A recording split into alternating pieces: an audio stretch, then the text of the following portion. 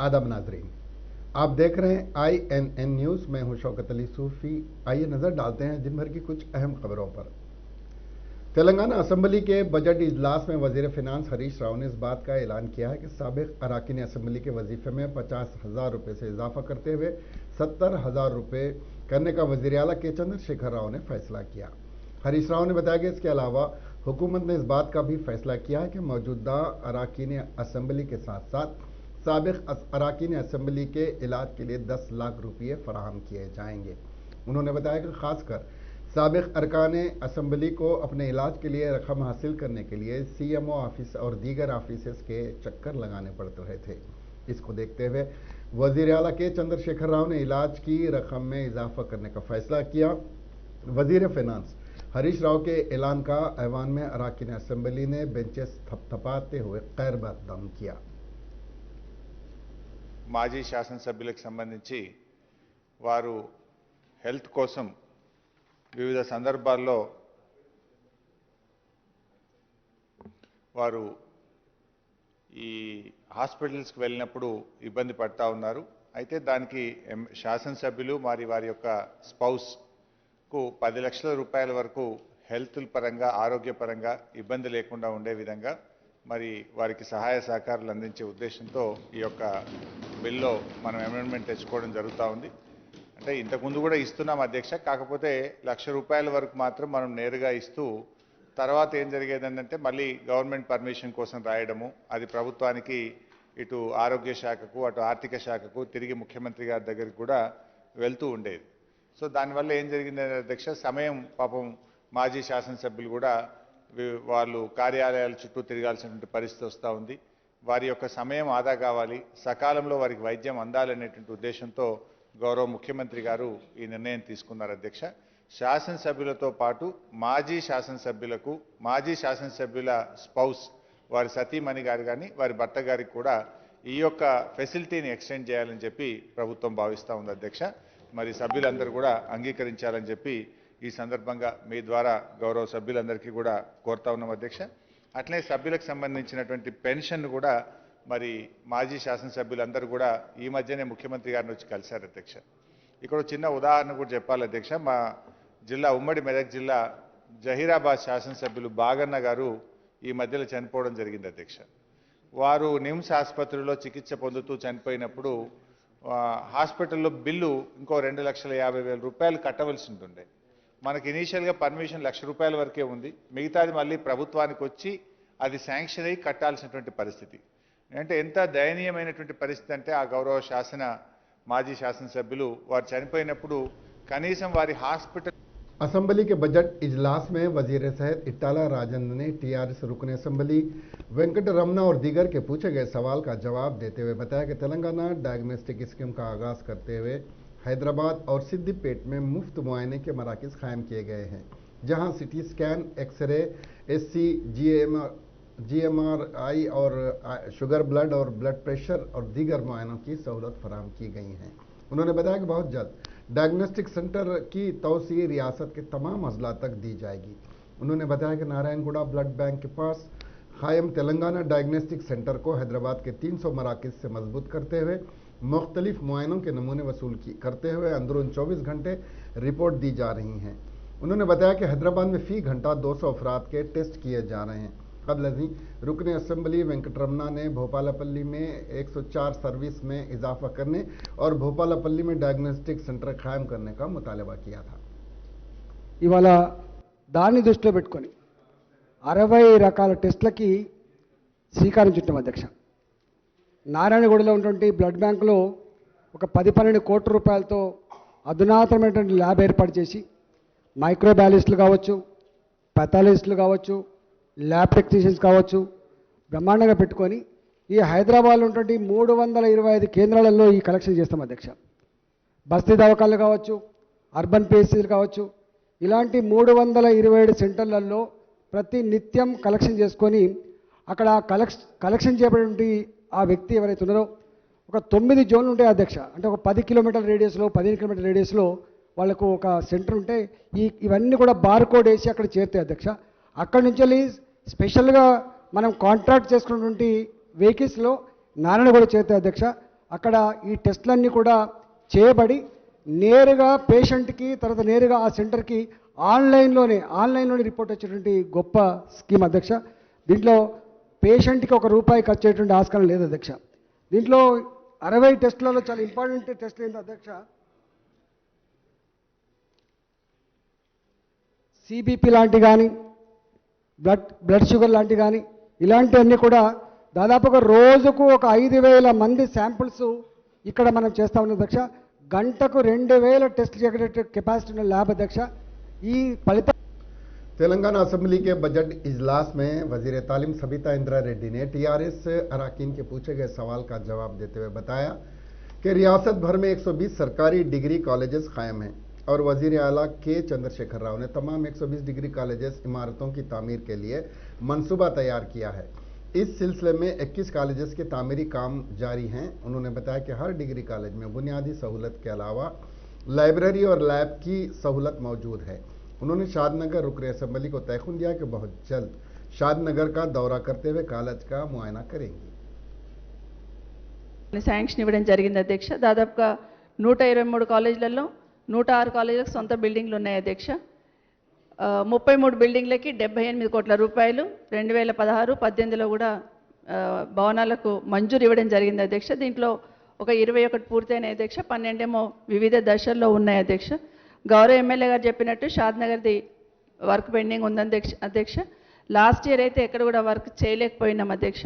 వీలైనంత తొందరలో అంటే ఈ అకాడమిక్ ఇయర్ వచ్చేసరికి వీలైనంత తొందరలో పూర్తి చేసి ఇస్తామని वजीर ज़राअत निरंजन रेड्डी ने कानून साज असेंबली में जारी वक्फे सवालात के मौके पर किसानों रैतु वेदिका की तामीर पर अरकान असेंबली की जानिब से किए गए सवालात का जवाब दिया। उन्होंने कहा कि रियासत भर में अब तक 2,506 रैतु वेदिका की तामीर को यकीनी बनाया गया है। रैतु वेदिका की तामीर के लिए 572 करोड़ 22 लाख रुपए खर्च हुए हैं। रैतु वेदिका प्लेटफॉर्म्स को ज़राअत और इससे मुंसलिक शाखों के जरिए जदीद ज़रई मालूमात और आगाही फराहम करने के लिए हुनरमंदाना तरबियत के मराकज़ के तौर पर इस्तेमाल किया जाएगा। रैतु वेदिका किसानों को मुतहरक करने के लिए कारआमद साबित होंगे। इस तरह के प्लेटफॉर्म्स दुनिया में कहीं भी नहीं बनाए गए हैं। ఆలోచనతో ప్రప్రథమంగా భారతదేశంలో ఆ మాటకు వస్తే బహుశా నా అవగాహన మేరకు ప్రపంచవ్యాప్తంగా ఎక్కడ కూడా ఈ రకమైన ఒక ప్రయోగం రైతాంగాన్ని దృష్టిలో పెట్టుకొని వాళ్ళ శ్రేయస్సుతో పాటు ఆధునిక పద్ధతులలో ఈ వ్యవసాయం ముందుకు సాగాలంటే రైతుల్ని సంఘటితపరచడంతో పాటు వాళ్ళను కార్యోన్ముఖుల్ని చేసి ముందుకు నడిపేటువంటి దానికి శ్రీకారం చుట్టింది ఒక తెలంగాణలోనే, అది కేసీఆర్ నాయకత్వాన్ని అధ్యక్ష. గతంలోనే తెలంగాణలో ఉండేటువంటి మొత్తం సాగుకు యోగ్యమైనటువంటి భూమి మొత్తాన్ని, వ్యవసాయ భూమి మొత్తాన్ని 5,000 ఎకరాలకు ఒక క్లస్టర్గా చేస్తూ ఆ 5,000 ఎకరాలకు ఒక వ్యవసాయ విస్తరణ అధికారిని ఏర్పాటు చేసుకొని చాలా కాన్సన్ట్రేటెడ్గా దృష్టి సారించి ప్రతి ఇంచు ప్రతి అంగుళం మీద ప్రభుత్వానికి పట్టు రావాలి, రైతాంగం చేస్తున్నటువంటి వ్యవసాయానికి సంబంధించిన అన్ని అంశాల మీద ప్రభుత్వానికి స్పష్టత ఉండాలి, తద్వారా రైతాంగాన్ని ముందుకు నడపడానికి సాధ్యమవుతుందని చెప్పి భావించి ఈ క్లస్టర్ల ప్రయోగం, క్లస్టర్లకు అనుగుణంగా అధికారుల నియామకం, తదనంతరం గౌరవ ముఖ్యమంత్రి గారు రైతు బంధు సమితిలో ఏర్పాటు చేసినటువంటి ప్రయోగం రాష్ట్ర రైతాంగానికి ఇప్పటికే తెలుసు అధ్యక్ష, గౌరవ సభ్యులందరికీ కూడా తెలుసు. అయితే ఈ క్లస్టర్లో రైతుల కోసం ఏర్పాటు చేసినటువంటి ఈ రైతు వేదిక అనేటువంటి ఈ కాన్సెప్ట్ ఏదైతే ఉందో, దీనికి వెనకాల ఉండేటువంటి తాత్విక చింతన ఏదైతే ఉందో, ఇది చాలా చాలా గంభీరమైనది, భవిష్యత్తును దృష్టిలో పెట్టుకొని చేసినటువంటిది. రైతులు ఒక నిర్ణాయక శక్తిగా తమకు తాము మలుచుకోవడంలో, తమకు తాము రూపాంతరం చెందడంలో ఈ వేదికలు ఉపయోగపడాలని చెప్పి చాలా సుదూర లక్ష్యాలతోన ఒక దార్శనిక దృష్టితోన గౌరవ ముఖ్యమంత్రి గారు రూపొందించినటువంటి రైతు వేదికల అధ్యక్ష. रियासती वजीर एक्साइज वी श्रीनिवास गौड़ ने कहा कि वजीर आला के चंद्रशेखर राव की क़ियादत में रियासत के तालीमी याफ्ता बेरोजगारों को सरकारी मुलाजिमत फराहम करते हुए बेरोजगारी के खात्मे के लिए मुस्बित और अमली इक़दाम किए जा रहे हैं। वजीर आबकारी चीफ सेक्रेटरी तेलंगाना सुमेश कुमार के हमरा Telangana beverages corporation limited Telangana public service commission के जरिए मुंतखब करदा 60 नौजवानों को तकर्रुर के अहकाम हवाले करने के बाद तकरीब से खिताब कर रहे थे। श्रीनिवास गौड़ ने तालीम याफ्ता नौजवानों से ख्वाहिश की कि वो तेलंगाना पब्लिक सर्विस कमीशन की जानिब से रियासत के तकर्रुरात के लिए जारी करदा ऐलानात के मुताबिक शिरकत करते हुए अपने मुस्तकबिल को ताबनाक बनाएं। గట్టిగా మీ అందరి కరతా మిత్రులకి కే నిర్మల గారు ఏఏఓ గ్రేడ్ 2 కే నిర్మల గారు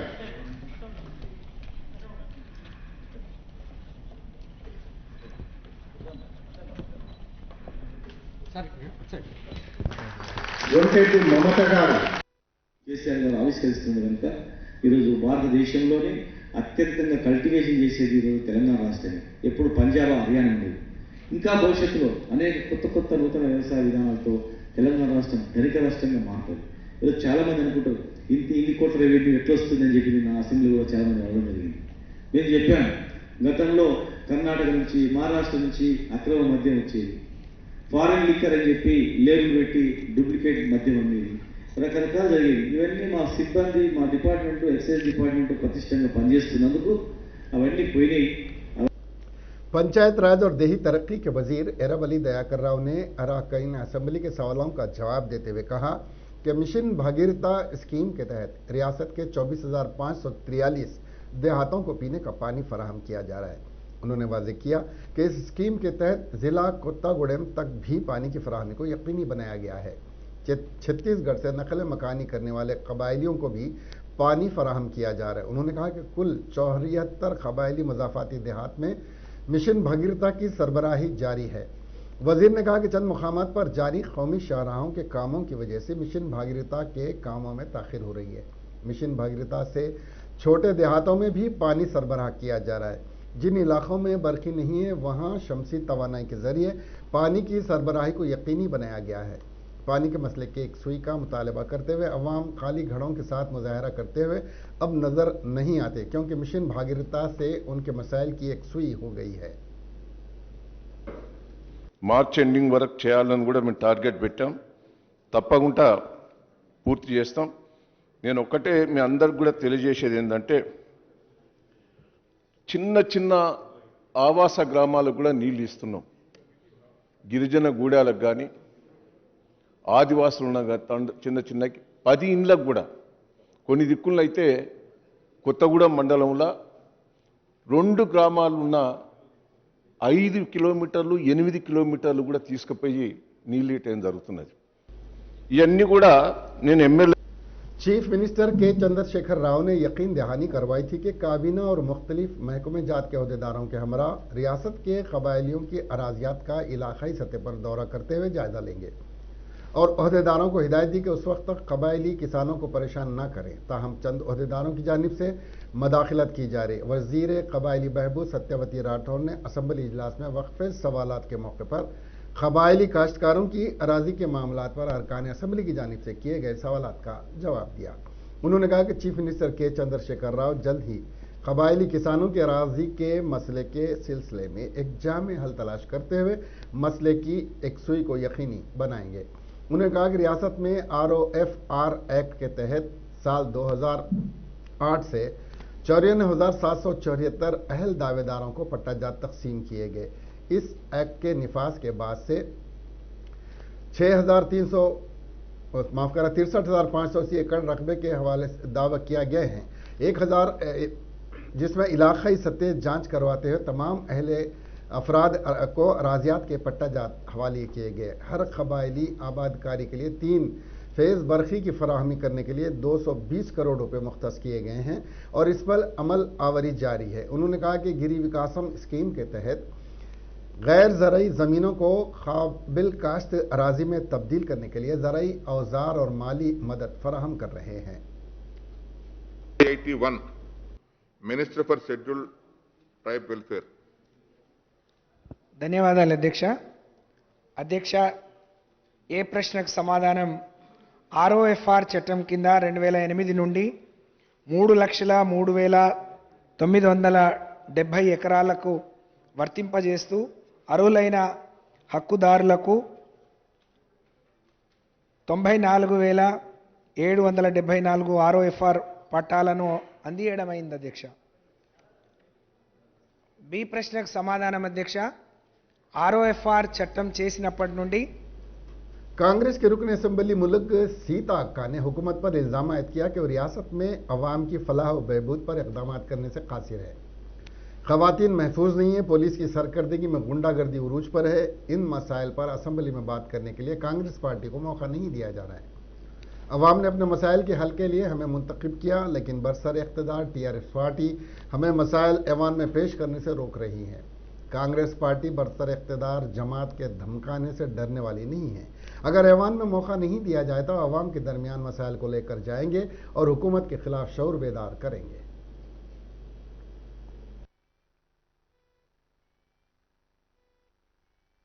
అధికార పార్టీ నామినల్గా బడ్జెట్ పద్దులు బిల్స్ పెట్టుకోవడం కోసం తర్వాత వాళ్ళను వాళ్ళు పొగడడం కోసం పొగుడుచుకోవడం కోసం పెడుతున్న సమావేశాలు ఈ రాష్ట్రంలో అనేక ఆకాంక్షలతోటి 4 కోట్ల మంది పోరాడి సాధించుకున్నటువంటి తెలంగాణలో యువతకు ప్రాధాన్యత లేదు, నిరుద్యోగ సమస్యకు పరిష్కారం కాలేదు, అదేవిధంగా రైతుల సమస్యలు పరిష్కారం కాలే, మహిళల సమస్యలు కాలే, జర్నలిస్టుల సమస్యలు కాలే, పోలీసుల ప్రమోషన్లు అట్లనే ఉన్నాయి.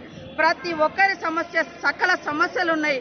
ఆ సమస్యలను ప్రస్తావనకు రాకుండా ఈ అసెంబ్లీ వేదికగా బుల్డోజర్ చేస్తూ ఉన్నారు. సమావేశాలు పెట్టడమే తక్కువ, పెట్టిన సమావేశాల్లో కూడా ప్రతిపక్షాలకు అవకాశం ఇవ్వకుండా పొగిడే అటువంటి వాళ్లకు గంటలు అవకాశం ఇస్తున్నారు. సమస్యల గురించి మాట్లాడేటువంటి వాళ్ళను బెల్ నొక్కి నోర్లు నొక్కుతున్నారు. కాబట్టి దేశంలో ఇలాంటి అసెంబ్లీ సమావేశాలు ఎక్కడా జరిగి ఉండవు, జరగడం లేదు. కాబట్టి ఇప్పటికైనా పద్ధతి మార్చుకొని గత చరిత్రలో ప్రతిపక్ష कांग्रेस मखन्ना कायद मल्लू भट्टी विक्रमार्का ने रियासत में कबायलियों के मसाइल को पसे पुश्त डालने का इल्ज़ाम आयद करते हुए कहा कि टीआरएस हुकूमत ने अपने इंतखाबी मंशूर में कबायलियों को 12% तहफ़्फ़ुज़ात और 3 एकड़ अराज़ी देने का वादा किया था, मगर आज तक उस पर अमल आवरी नहीं हुई। भट्टी आज ऐवान असम्बली में कबायलियों के मसाइल पर हुकूमत के जवाब से अदम इत्तेफाक करते हुए बताया कि हुकूमत कबायलियों के फलाह व बहबूद का दावा कर रही है, मगर हकीकत में कबायलियों को मजीद पसमानदा बना रही है। उन्होंने कबायलियों के लिए मुख्तस बजट भी जारी नहीं किया और एसटी सब प्लान में भी अमल आवरी 0 के बराबर है। भट्टी विक्रमार्का ने हुकूमत से ख्वाहिश की कि वो अपने इंतखाबी मंशूर में दिए गए तयखुनात पर अमल आवरी करके दिखाए ताकि कबायली पुरसुकून जिंदगी गुजार सके। వాళ్ళకి హక్కుగా సంక్రమించినటువంటి ఈ భూమి పైన పట్టాలు ఇచ్చి వాళ్ళు గౌరవంగా బతకడం కోసం చేయాల్సిన ప్రయత్నం అయితే మనం చేయాలి. దురదృష్టం అది ఈ రాష్ట్రం ఏర్పడిన నాటి నుంచి కూడా ఈ ప్రభుత్వం ఆ పని చేయకపోగా గతంలో ఇచ్చినటువంటి పట్టాలు ఇచ్చినటువంటి భూములు లాక్కుంటుంది, అట్లాగే పట్టాలు పొందటానికి అర్హత కలిగినటువంటి భూములు కూడా వెనక్కి లాక్కుంటుంది. ఇలా లాక్కోవటం వల్ల చాలా తీవ్రమైనటువంటి మానసిక వేదన గురే చాలామంది చనిపోయినటువంటి సంఘటనలు కూడా ఈ రాష్ట్రంలో జరుగుతూ ఉన్నాయి. దీనికి సంబంధించి సభలో చాలాసార్లు చర్చకు వచ్చింది. గౌరవ ముఖ్యమంత్రి గారు కూడా నేను వచ్చి వెంటనే వాటి పరిష్కారం చేస్తాను, నేనే ప్రత్యేకంగా అక్కడికి వచ్చి కూర్చొని కుర్చీ తీసుకొని అన్ని శాఖలు తీసుకొని వచ్చి పరిష్కారం చేస్తున్నారు. ఇంతవరకు పరిష్కారం కావట్లేదు. నేను మీ ద్వారా క్వశ్చన్ అడుగుతున్నాను సార్, సమస్య చెప్పి క్వశ్చన్ అడుగుతా ఉన్నాను. మీ ద్వారా నేను రాష్ట్ర ప్రభుత్వాన్ని కోరుతా ఉన్నాను, ఎప్పటిలోగా ఈ సమస్య పరిష్కారం చూపిస్తారు మీరు? तेलंगाना असम्बली के बजट इजलास में मजलिस रुकन असम्बली जाफर हुसैन मेराज ने मुतालबा तेज़र मुबाहिस का तीसरे रोज आगाज़ करते हुए हुकूमत से मुतालबा किया कि सेक्रेटेरिएट की दोनों मसाजिद और मंदिर और चर्च का रमज़ान से कबल संग बुनियाद तकारीब का इनेकाद अमल में लाए। उन्होंने नए सेक्रेटेरिएट की तामीरी कामों के साथ साथ नई असम्बली की तामीरी कामों का आगाज़ करने और शहर के अराकीन असम्बली के कैंप ऑफिस के तामीरी काम पाए तकमील करने का मुतालबा किया। मजलिस रुकन असम्बली जाफर हुसैन मेराज ने आसरा वज़ाइफ के तहत दिए जाने वाले वजीफे की हद उम्र 65 साल से कम करते हुए 57 साल करने का 1 अप्रैल से उस पर अमल करने का मुतालबा किया। उन्होंने ग्राम पंचायत में मुसलमानों के लिए कब्रिस्तान कायम करने और मिशन भगीरथा के तहत हैदराबाद में रोज़ाना 2 घंटे पानी सरबराह करने का मुतालबा करते हुए बताया कि उस्मान सागर और हिमायत सागर तालाबों का तहफ़्फ़ुज़ करने वक्त की अहम ज़रूरत है। उन्होंने हुसैन सागर का पानी साफ करने पर पुराने शहर के मीर आलम टैंक की तरफ तवज्जो करने, दुर्गम चेरू केबल ब्रिज की तरह गंडीपेट हिमायत सागर के पास केबल ब्रिज कायम करने का मुतालबा करते हुए बताया कि हैदराबाद के ताल्लुक से एक मकबला मशहूर था कि हैदराबाद की बिरयानी, खुबानी और गंडीपेट का पानी पीने के बाद हैदराबाद को आने वाला फिर वापस नहीं जाता। हैदराबाद की इस पहचान को बरकरार रखने के लिए गंडीपेट के पानी का तहफ़्फ़ुज़ करना निहायत ज़रूरी है।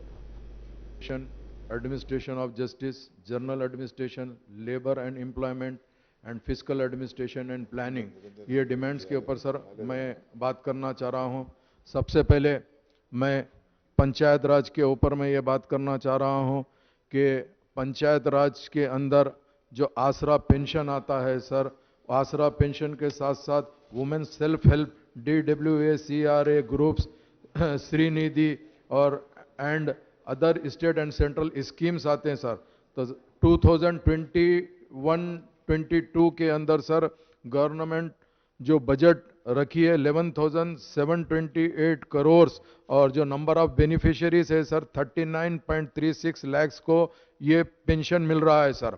तो मैं आपके ज़रिए मिनिस्टर साहब को मुबारकबादी देना चाहता हूं कि तेलंगाना गवर्नमेंट ने 2018 के मैनिफेस्टो के अंदर जो पेंशन बढ़ाने का प्रोग्राम रखा था, जो 1000 रुपीज़ से लेके ओल्ड एज पेंशन। ऐवान असेंबली में अपोजिशन जमात कांग्रेस के अरकान को अवामी मसाइल को उठाने के लिए मौका फराहम न करने पर कांग्रेसी रुकन असेंबली संगारेड्डी हल्का मिस्टर जग्गा रेड्डी ने आज अनोखा एहतजाज करते हुए अवाम की तवज्जो अपनी जानिब मबजूल करवाई और हुक्मरान जमात तेलंगाना राष्ट्र समिति को अवामी कटहरे में खड़ा कर दिया। जग्गा रेड्डी आज अपने हल्के इंतखाब के अहम मसाइल पर हुकूमत की जानिब से नज़रअंदाज किए जाने पर टैंक बंड पर वाक़े डॉक्टर BR अम्बेडकर के मुजस्समे से असम्बली तक अपनी दुख्तर के हमरा बतौर एहतजाज पदयात्रा करते हुए पहुंचे। पदयात्रा के दौरान मीडिया से बात करते हुए जग्गा रेड्डी ने मुतालबा किया कि वज़ीर आला के चंद्रशेखर राव ऐवान में किए गए ऐलान के मुताबिक संगारेड्डी में मेडिकल कॉलेज क़याम करें और हल्के संगारेड्डी में 40,000 से ज़ायद बेघर अफराद को ज़मीनात मुहैया करें और हल्के संगारेड्डी की तरक्की के लिए 2000 करोड़ रुपए जारी करे। जग्गा रेड्डी ने मजीद कहा कि हुकूमत दानिस्ता तौर पर उनके हल्के इंतखाब को पसमानदा बनाना चाहती है, जबकि संगारेड्डी तेजी से तरक्की करता हुआ असम्बली हल्का है। यहाँ से कई कौमी शाहराहें गुजरती हैं।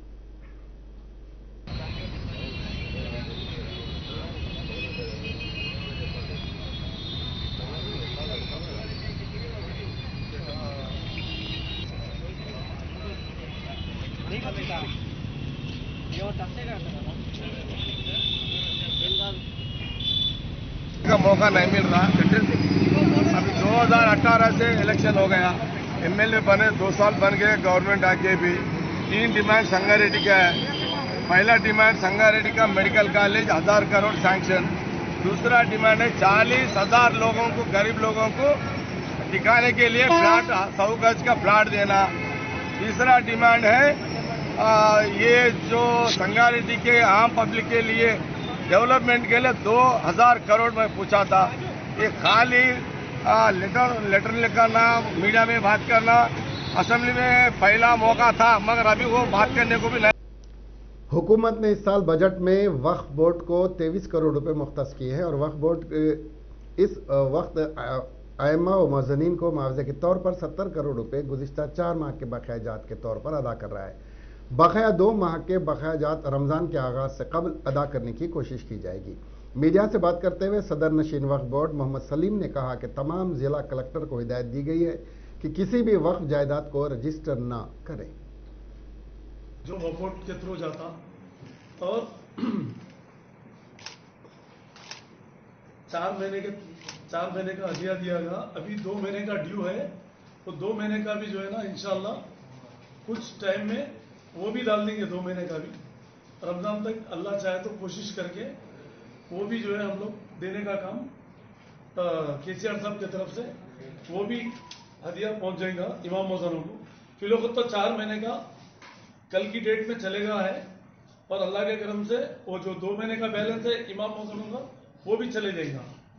और दूसरी बात ये है कि शब बरात आ रही है, 14 तारीख को शब बरात है, इतवार का दिन है। मेरी मुतवल्लियों से और खबर तेलंगाना कानून साज असम्बली के अहाते में आज TRS रुकन कानून साज काउंसिल सुरभि वाणी देवी की कार को हादसा हुआ। हादसे के वक्त वो कार में सवार नहीं थी।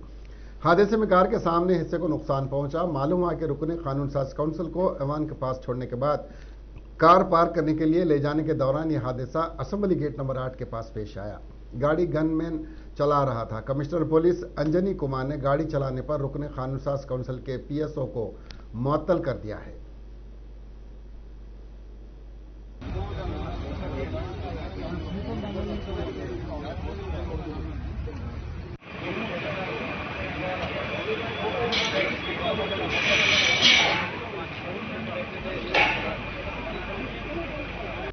City police commissioner Anjani Kumar ने होली की तकरीबात के पेश नज़र दोनों शहरों हैदराबाद और सिकंदराबाद में तमाम शराब की दुकानें, पब्स और बार्स बंद करने के अहकाम जारी कर दिए हैं। अहकाम 28 मार्च की शाम 6 बजे से 30 मार्च की सुबह 6 बजे तक नाफिजुल अमल होंगे। इस मौके पर राहगीरों को तकालीफ पहुंचाना, सड़कों पर रंग उड़ाना और गैर जरूरी तौर पर ग्रुपों की शक्ल में गाड़ियों पर घूमना वगैरह शामिल हैं। इस खुसूस में एक और हिदायत जारी करते हुए इस पर पाबंदी आयद की गई है। अगर इन पाबंदियों की खिलाफ वर्जी की गई तो उनके खिलाफ सख्त कार्रवाई की जाएगी। रियासत तेलंगाना के जिले संगारेड्डी में पुलिस इंस्पेक्टर के घर में चोरी की वारदात पेश आई। निजामाबाद जिले के CCS circle inspector Nageswara Rao का खानदान संगारेड्डी के श्रीनिवास नगर में मुकीम है। चोरों ने उनके मकान से 10 तोले वजनी तिलाई जेवरात और 60,000 रुपये नकद रकम का सरखा कर लिया। पुलिस के आला हुक्काम मौका में पहुंच गए हैं और जांच शुरू कर दी गई है। मंचरियाल के काशीपेट मंडल के गांव मलकापल्ली में एक ही खानदान के 4 अफराद ने खुदकशी कर ली। एक जोड़े ने फांसी लेने से कबल अपने एक बेटे और बेटी को जहर देकर मार दिया। बताया जा रहा है कि उनकी बेटी ससुराल से आई थी। पुलिस एक मामला दर्ज करके तहकीकात कर रही है। उनके घर से एक तहरीर बरामद हुई जिसमें उस फैमिली ने लिखा कि उन्हें कपास की काश्त में जबरदस्त नुकसान हुआ और वो इस मौक़ूफ़ में नहीं थे कि अपना कर्ज उतार सकें।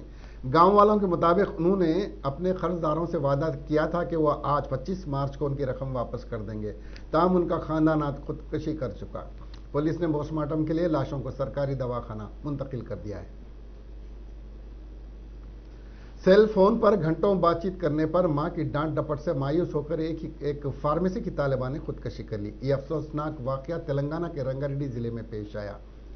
तफसीलात के मुताबिक चिवड़ला मंडल की पामीना गांव से ताल्लुक़ रखने वाली 19 साला सुप्रिया मोइनाबाद के कॉलेज में बी फार्मेसी की तालिबा ने कुछ दिन कबल से फ़ोन पर तवील गुफ्तगू करना शुरू कर दिया था, जिस पर उसकी मां पुष्पा रोज़ाना सुप्रिया की डांट डपट करती थी। चारशंबे को भी पुष्पा ने सुप्रिया को इसी मसले पर डांट डपट की, जिस पर मायूस होकर सुप्रिया ने कमरे में फैन से लटक कर खुदकशी कर ली। शहर के मुजाफात में मोमिनाबाद के अजीज नगर के मुकाम पर बुध के रोज मोमिनाबाद के एक बिजली के खंभे से एक कार टकरा गई। इस हादसे में 22 साला अखिल रेड्डी की मौत वाक़ हो गई और इसका दोस्त 23 साला संदीप रेड्डी जख्मी हो गया है। ये दोनों अजीज नगर के साकिन और तालिब इल्म हैं और मुख्तलिफ निजी कंपनियों में पार्ट टाइम मुलाजिमत करते थे। मोइनाबाद पुलिस ने के मुताबिक अखिल और संदीप शहर के मुजाफात में वाक़ बकरम गांव से अजीज नगर जा रहे थे। मुबैना तौर पर तेज़ रफ्तारी से कार चलाने से कार बेकाबू होकर बाएं जानिब बिजली के खंभे से टकरा गई। पुलिस ने इस सिलसिले में एक केस दर्ज करते हुए कार्रवाई का आगाज कर दिया। तेलंगाना में गुज़िश्ता 24 घंटों के दौरान कोरोना वायरस के 493 मुस्बित केसेस दर्ज हुए और 4 अमवात हुई हैं। इससे रियासत में कोरोना केसेस की कुल तादाद 3,04,751 हो गई है। हलाकतों की तादाद 1,680 है। जीएचएमसी के हदूद में 138 केसेस दर्ज हुए। आदिलाबाद में 9, कोत्तागुड़म में 6, जगतियाल में 12, जनगांव 7, भोपाल पल्ली में 6, गदवाल में 2, कामारेड्डी में 57, करीमनगर 18, खम्मम में 10, आसिफाबाद में 3, महबूब नगर में 19, मंचरियाल में 14, मेदक में 7, मलकाजगिरी में 42, मुल्लग नगर कर्नूल में 6, नलगुंडा में 18, नारायणपेट में 2, निर्मल में 16, निजामाबाद में 24, पेद्दापल्ली में 6, सिरसिला में 6 और दीगर मुकामात पे ये केसेस दर्ज हुए हैं।